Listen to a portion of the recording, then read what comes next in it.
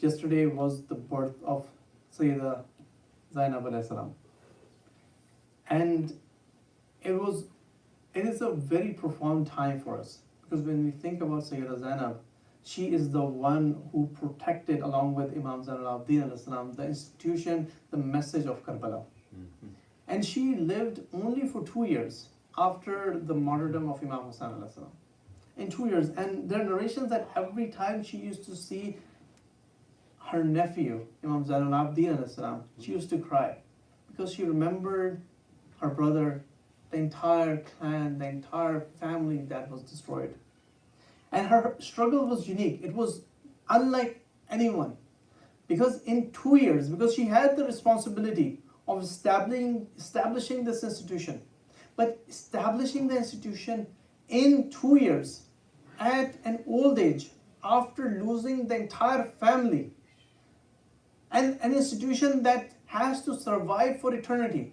Otherwise, people would have forgotten what happened in Karbala. And if people would have forgotten what happened in Karbala, there is no reason for people to remember all the other Imams.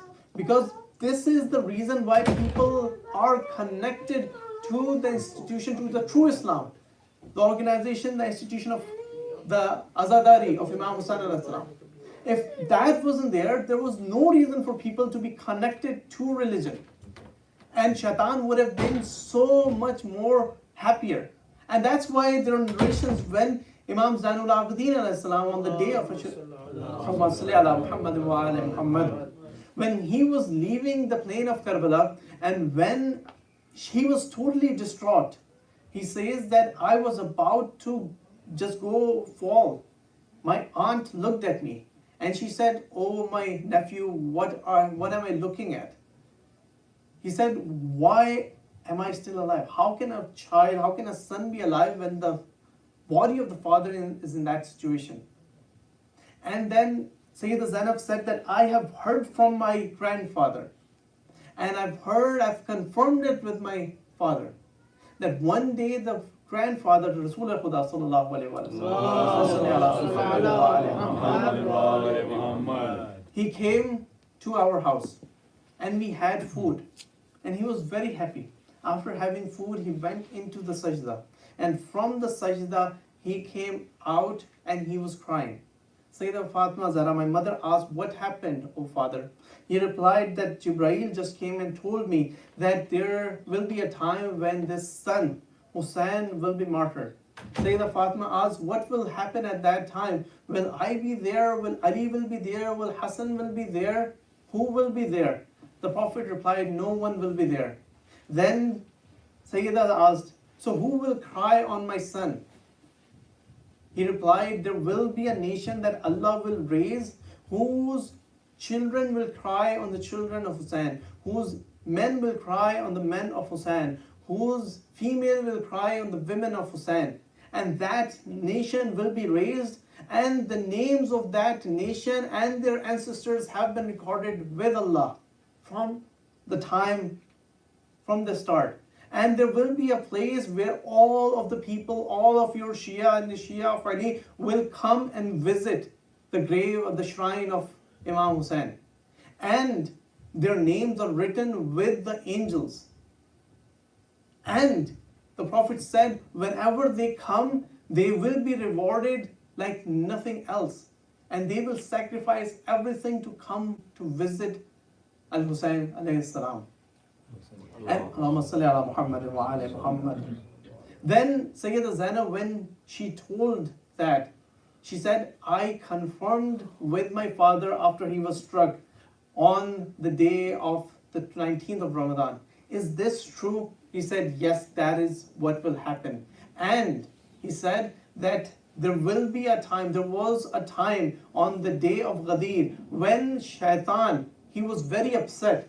He said, "Now what's going to happen?" All the followers of Shaitan said, "The Prophet has appointed a caliph, a successor.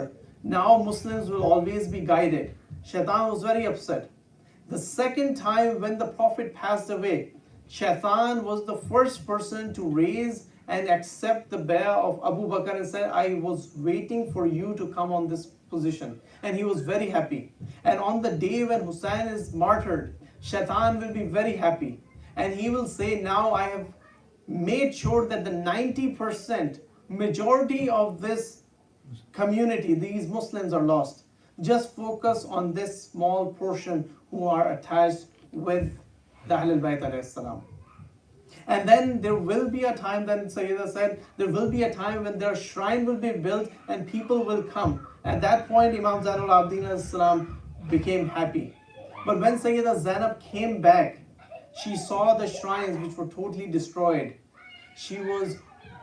There were no shrines at that time. There was just void, sand. And she was hoping, according to the poets, that Syeda Zainab was thinking that there will be a shrine at some point. I do not have any wealth. How would I establish this shrine? But it's Allah's promise. And if you want to know how it would have felt for Syeda Zainab to see that grave at that time, how bad it would have felt, just think about Jannatul Baqi today. 4 of the Imams, their graves are without shelter. They have full sunlight, 55 degrees of temperature. No one is allowed to stand, no one is allowed to pray, no one is allowed to even stop over there and say salam and do ziyarah. Nothing. When it rains on their graves. When it is dark, there is no light. There is no one allowed to reach there except for 2 times in the day, and even then they are not allowed to stand over there. That is the state of the graves of the 4 Masumeen, the Hujjah of Allah in today's world. May Allah hasten the recovery of Imam alayhi salam.